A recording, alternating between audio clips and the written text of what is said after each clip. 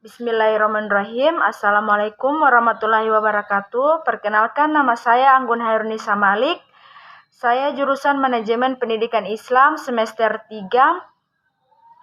Saya di sini akan memaparkan hasil ulang makalah saya yang berjudul Pengambilan Keputusan. Baik, langsung saja. Pendahuluan latar belakang pembahasan bab 2 pembahasan A. Definisi keputusan. Pengambilan keputusan menurut George R. Terry adalah pemilihan alternatif perilaku kelakuan dari dua atau lebih alternatif. Keputusan adalah pemilihan di antara berbagai alternatif. Pembuatan keputusan atau decision making adalah proses memilih atau menemukan berbagai kemungkinan di antara situasi yang tidak pasti. Pengambilan keputusan dapat dianggap sebagai suatu hasil atau keluaran dari proses mental atau kognitif yang membawa pada pemilihan suatu jalur tindakan di antara beberapa alternatif yang tersedia. B. Tahap dalam pengambilan keputusan. Dalam pengambilan keputusan terdapat beberapa tahap yang harus dilakukan, yaitu sebagai berikut. 1. Mengidentifikasi keputusan.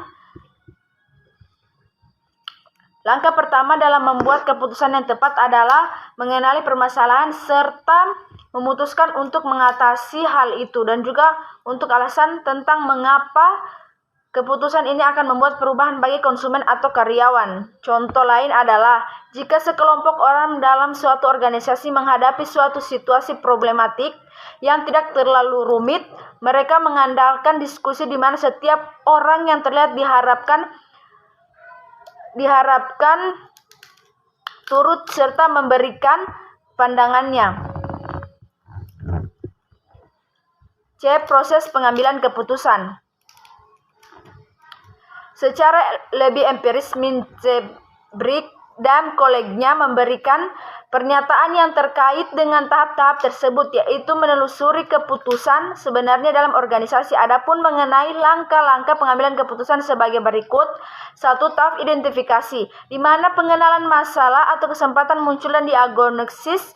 Dapat diketahui bahwa masalah yang berat mendapatkan diagnosis yang ekstensif dan sistematis, tetapi masalah yang sederhana tidak. Kedua, tahap pengembangan, di mana terdapat pencarian prosedur atau solusi standar yang ada di mediasi solusi yang baru. 3. Tahap seleksi, di mana pilihan solusi dibuat. Terdapat 3 cara dalam pembentukan seleksi dengan analisis alternatif yang logis dan sistematis. D. Pengambilan keputusan dalam berbagai kondisi. Bagian A. Pengambilan keputusan dalam kondisi pasti. 1. Alternatif. 2. Keputusan. 3. Dalam kondisi. Keempat, pengambilan keputusan. 5. Teknik. B. Pengambilan keputusan dalam kondisi tidak pasti. Pengambilan keputusan dalam kondisi tidak pasti adalah pengambilan keputusan di mana terjadi hal-hal sebagai berikut. 1. Tidak diketahui sama sekali jumlah atau kemungkinan munculnya kondisi tersebut. 2. Pengambilan keputusan tidak dapat menentukan probabilitas terjadinya berbagai kondisi atau hasil yang keluar. 3. Yang diketahui hanyalah kemungkinan hasil suatu tindakan, tetapi tidak dapat diprediksi berapa besar probabilitas setiap hasil tersebut. 4. Pengambilan keputusan tidak mempunyai pengetahuan atau informasi lengkap mengenai peluang terjadinya bermacam-macam keadaan tersebut. 5. Hal yang akan diputuskan biasanya relatif belum pernah terjadi. 6. Tingkat ketidakpastian keputusan semacam ini dapat dikurangi dengan beberapa cara, antara lain mencari informasi lebih banyak melalui riset atau penelitian dan menggunakan probabilitas subjektif. E. Solusi dalam menyelesaikan berbagai masalah di bidang pengambilan keputusan. Ada beberapa solusi secara umum yang dapat dilaksanakan untuk menyelesaikan persoalan atau membuat suatu keputusan menjadi jauh lebih baik, yaitu menerapkan konsep keputusan, meningkatkan setiap keputusan berdasarkan alasan-alasan. 3. Menghindari pengambilan keputusan. 4. Setiap keputusan yang dibuat oleh seorang pimpinan. Baik, terakhir kesimpulannya pengambilan keputusan ini adalah suatu cara yang digunakan untuk memberikan suatu pendapat yang dapat menyelesaikan suatu masalah dengan cara teknik tertentu agar dapat lebih diterima oleh semua pihak. Adapun pengambilan keputusan melalui beberapa tahap, yaitu dengan mengidentifikasi keputusan, mengumpulkan informasi, mengidentifikasi alternatif, dan menimbang bukti. Buat suatu keputusan menjadi jauh lebih baik, yaitu menerapkan konsep keputusan, meningkatkan setiap keputusan berdasarkan alasan-alasan.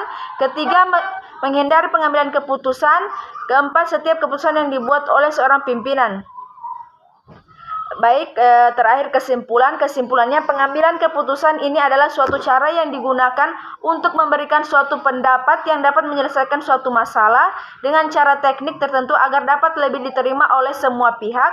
Adapun pengambilan keputusan melalui beberapa tahap, yaitu dengan mengidentifikasi keputusan, mengumpulkan informasi, mengidentifikasi alternatif, dan menimbang bukti.